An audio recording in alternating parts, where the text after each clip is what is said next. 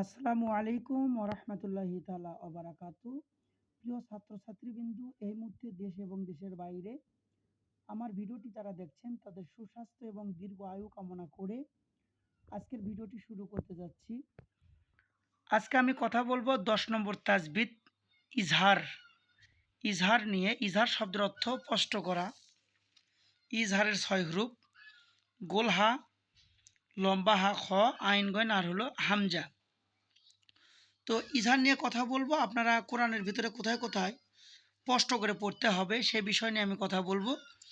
আপনারা শর্টকাট বুঝে নেবেন যে ইজহার একটা নাম। ইজহার শব্দের অর্থ স্পষ্ট করা। কোরআনের ভিতরে কোথায় কোথায় স্পষ্ট করতে হবে। আর ইজহারের হুরুফ হচ্ছে 6টি। সেটা হচ্ছে এখানে হাতে লিখে দেওয়া আছে: গোল হা, লম্বা হা, খ, আইন গইন হামজা। কোরআন শরীফ পড়তে পড়তে যদি আপনারা দেখেন যে নুন সাকিনের বামে গোল হা আছে, লম্বা হা আছে, খ আছে, আইন আছে, গইন আছে, হামজা আছে, তাহলে মনে করবেন ওই সব জায়গায় নুন সাকিনকে স্পষ্ট করে পড়তে হবে। বাদ দেওয়া যাবে না, গুণনা করাও যাবে না। ইজহার শব্দের অর্থই হলো স্পষ্ট করা। তাহলে আপনি ইজহারের হুরুফ হলো 6টি। আগে 6টা অক্ষর মুখস্থি করে নেবেন। প্রথমটা হলো গোল হা, লম্বা হা, খ, আইন গইন আর হলো হামজা। এই 6টা অক্ষর কিন্তু একসঙ্গে থাকবে না। এটা এক একটা জায়গায় এক একটা অক্ষর থাকতে পারে। তবে আপনারা একটু খেয়াল করেন। এখানে দেখতে পারতেছি নুন সাকিন আছে, এখানে আলিফের উপর জবর আছে, হামজার উপর জবর আছে, এখানে নুনের উপর সাকিন আছে, নুন সাকিনের পরে কিন্তু গোল হা আছে। তাহলে আপনাকে বুঝতে হবে এই নুনটাকে স্পষ্ট করে পড়তে হবে। এটা ইজহার, এখানে কোনো গুণনা করা যাবে না, বাদ দেওয়াও যাবে না। এইভাবে নুন সাকিনের বামে যেখানে গোল হা থাকবে, যেখানে লম্বা হা থাকবে, যেখানে খ থাকবে, যেখানে আইন থাকবে, যেখানে গইন থাকবে আর যেখানে হামজা থাকবে, সেখানে অবশ্যই নুন সাকিনকে স্পষ্ট করে পড়তে হবে। এটার নামই হচ্ছে ইজহার। তাহলে ইজহার শব্দের অর্থ স্পষ্ট করা। আপনারা এটা বুঝে নেবেন। আর কিভাবে পড়বেন আমি সেই নিয়মটা এখন দেখাচ্ছি। তবে একটা অনুরোধ থাকবে, আপনারা যদি বাড়ি বসে থেকেই সহি শুদ্ধভাবে কোরআন শরীফ শিখতে চান তাহলে আমাদের এই চ্যানেলটিকে সাবস্ক্রাইব করবেন, পাশে থাকা বেল আইকনটা বাজিয়ে দিবেন আর আপনার বন্ধু বান্ধব যারা আছে তাদের কাছে শেয়ার করবেন। কেননা কোরআন কারীম শিক্ষা হওয়ার কারণে আপনার অবশ্যই সওয়াবের ভাগিদার হবেন। একটা অক্ষর পড়লে 10টা নেকি পাওয়া যায়। সে উপলক্ষ করে যদি আপনি শেয়ার করেন, আপনার শেয়ারের কারণে যারা পড়বে তারা অবশ্যই এই আপনার আমলনামায় সওয়াব আসবে। এখন আসেন আমরা বলবো কিভাবে পড়তে হবে। এখানে আপনি যদি ভেঙে পড়েন তাহলে বলবেন হামজা জবর আ, আ লাগিবে নুনের সাথে আন, নুন সাকিনের ইজহার, হায়ে করলো ইজহার হা, জবরের বামে খালি আলিফ এক আলিফ টানতে হয়। এটা আগে পড়ে আসছি আমরা।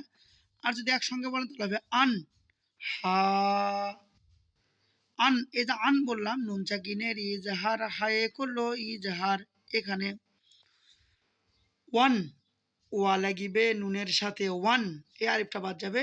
নুন সাকিনের ইজহার, হায়ে করলো ইজহার হার, এখানে হলো ওয়ান হার। এই নুনের উপর আপনি গুণনা বা টেনে পড়তে পারবেন না।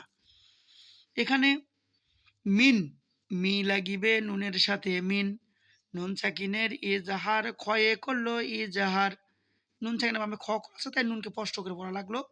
এখানে খ লাগিবে ওয়ার সাথে খও, খও লাগিবে ফায়ের সাথে খৌফ, হারফে লিনের বামে যদি আরদি সাকিন হয় তাকে দুই আলিফ টানতে হয়। এটা আমরা হারফে লিনের আলোচনা করেছি, আমাদের ভিডিও আছে, ওখান থেকে দেখে নেবেন যারা দেখতেছেন।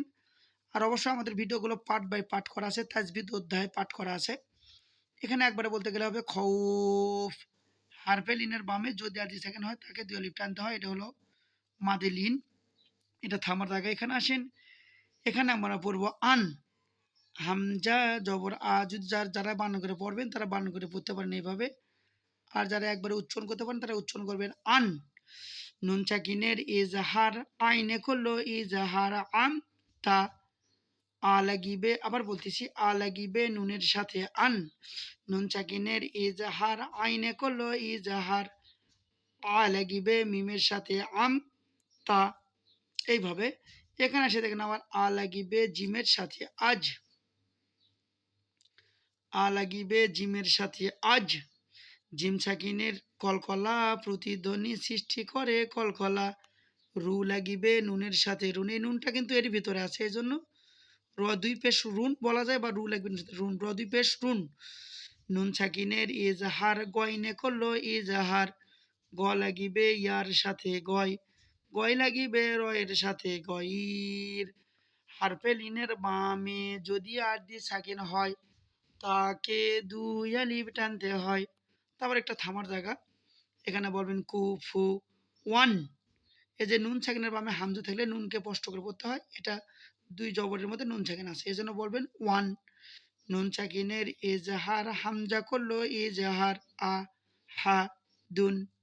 এইভাবে আপনারা পড়বেন। এখানে যদি পুরোটা আপনারা পড়ে দেন এইভাবে পড়বেন কু ফু ওয়ান আ হা দুন, যা আছে সেটা বললাম। তাহলে ইজহার অর্থ হচ্ছে স্পষ্ট করে পড়া, ইজহারের ৬ হরুফ।